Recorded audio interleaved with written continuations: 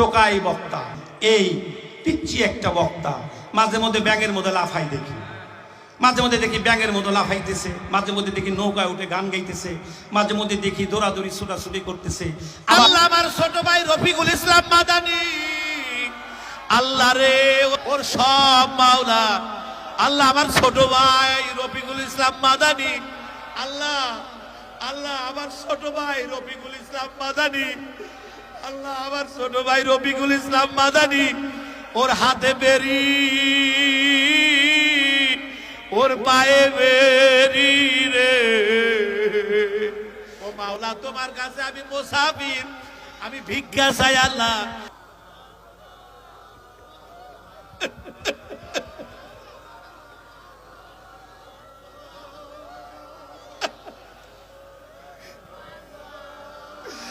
ও দরদের আল্লাহ পাগলদেরকে নিয়া তোমার আলিশান দরবারে হাত উঠাইলাম।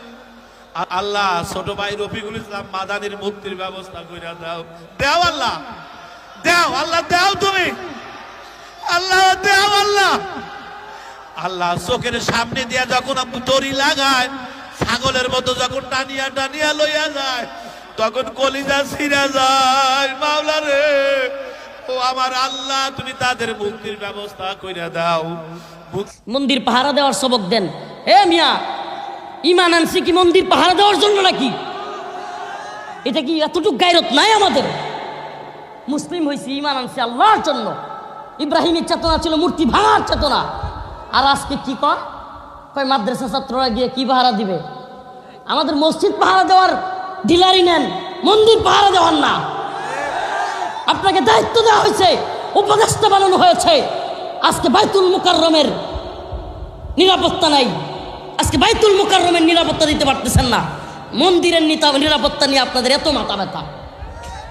যেখানে হিন্দু যুবকরা পর্যন্ত বলতেছে আমাদের মন্দির পাহারা দিয়া পূজা করা হইলে এই পূজা আমাদের দরকার নাই। হিন্দু যুবক বলতেছে আমাদের মন্দির পাহারা দিতে হবে কেন মুসলিমদের? আমরা বলি মন্দির যেমনি ভাবে আমরা ভাঙার কথাও বলি না, মন্দির পাহারা দিবে মুসলমান এটাও বলি না। যাদের মন্দির তারা পাহারা দিবে। আমরা মসজিদ কি তারা পাহারা দেয়? কথা কন না। আমাদের মসজিদ কি হিন্দুরা পাহারা দেয়? তুমি জবানটাকে হেফাজত করো, কারণ তোমাদের একটা কথার কারণে আমার দেশের মানচিত্র ঝুঁকির মুখে পড়বে, তা হতে দেব না। তোমাদের একটা কথার কারণে ইসলামিক দলগুলোর ঐক্য বিনষ্ট হবে, হতে দিব না। তোমার একটা কথার কারণে টুপিওয়ালাদের ঐক্য বিনষ্ট হবে, এ হতে দেব না। কারণ আমরা দিবানিশি চেষ্টা করতেছি, দোয়া করতেছি উলামায়ে কিরামকে একটা প্ল্যাটফর্মে আনার জন্য। একটা আবাসও বেশে উঠেছে।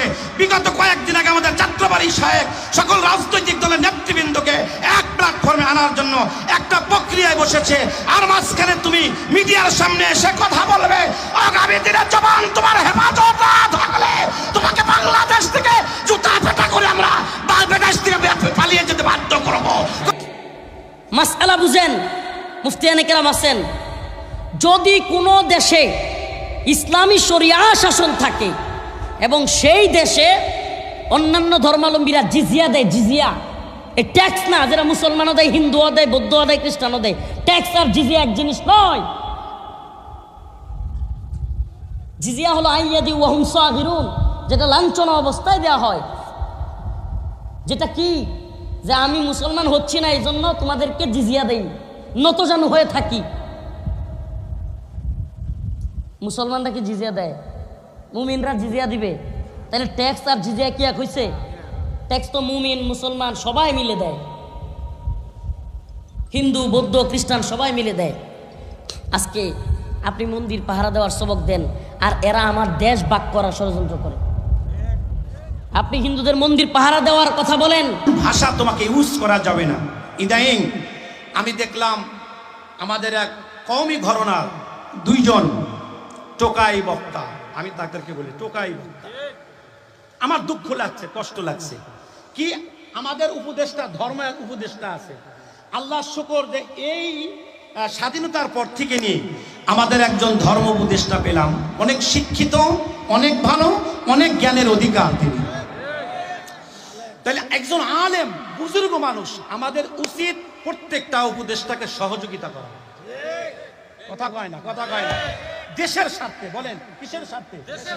দেশের স্বার্থে, ইসলামের স্বার্থে, আমার দেশের জনগণের স্বার্থে আমাদেরকে তাদের সহযোগিতা করার দরকার আছে না নাই? আমাদের মাননীয় ধর্ম উপদেষ্টা বলেছেন আগামীতে হিন্দুদের পূজা হবে। আপনাদের এলাকায় তো হয়। তারা বলছেন আমরা পূজায় সহযোগিতা করব, আমরা দেখব, আমরা সে জিনিসটাকে পর্যবেক্ষণ করব, প্রয়োজনে আমাদের মাদ্রাসার ছাত্ররা পর্যন্ত সেই পূজা মণ্ডপ পাহারা দিবে। আমার কথা হলো, তিনি কথাটা বলেছে তার জায়গা থেকে, ওই জায়গাটা বড় কঠিন। কিছু ভাষা আছে কূটনৈতিক ভাষা, কথাটা ভালো করে বুঝবেন। কি ভাষা? কূটনৈতিক ভাষা। আমি ওই টোকাই বক্তাদেরকে বলবো, তুমি কি কূটনীতিক ভাষা বোঝো? তুমি কি রাজনীতির ভাষা বোঝো? তুমি ইনজেকশন পুশ করা জানো না? তুমি কোন জ্ঞানে ইনজেকশন করতে যাও? কথা বলেন ঠিক না ব্যাটি? তুমি কূটনৈতিক ভাষা তো বোঝো না, তুমি রাজনৈতিক ভাষা বোঝো না। কূটনৈতিক ভাষা এক জিনিস, রাজনৈতিক ভাষা এক জিনিস, আর সভা সমিতির ভাষা এক জিনিস। ডক্টর রাফম খালেদ সাইফুল্লাহ এ কথা বলেছেন, সে ওই জায়গায় তার ওই স্থানটা বড় কঠিন, ওই স্থানটা বড় কঠিন, এই জায়গাটা কত কঠিন।